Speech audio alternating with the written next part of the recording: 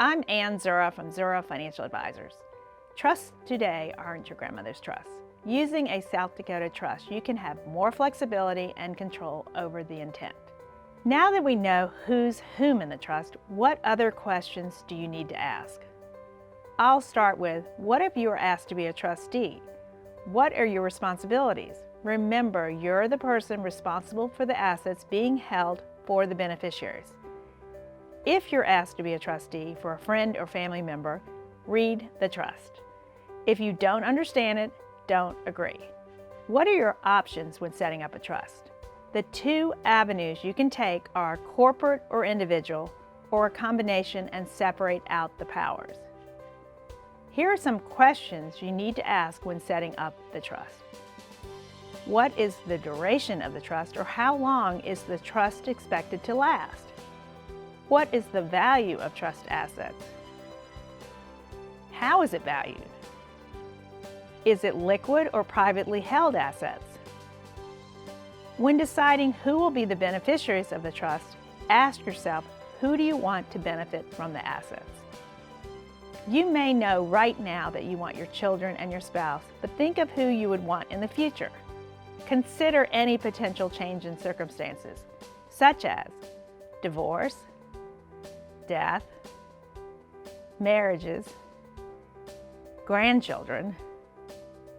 The best way to ensure the trust is used the way you intend is to put it in writing.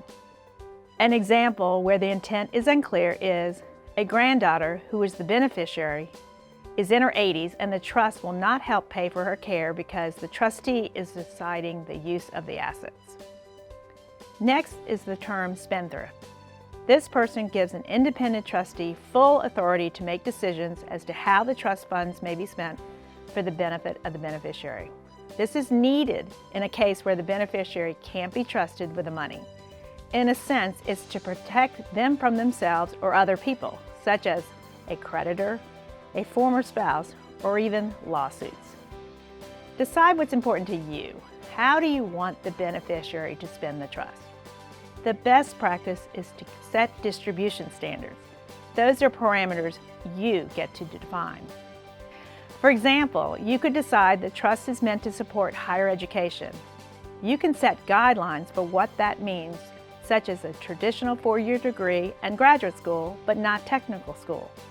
You could also set it up so the funds cover expensive, cutting-edge medical care to save the beneficiary's life.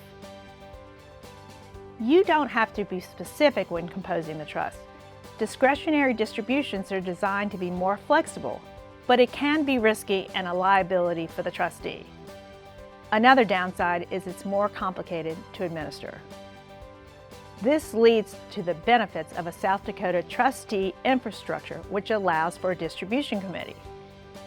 Thanks for watching. I'm Ann Zura, and I'm here when you want to discuss trust.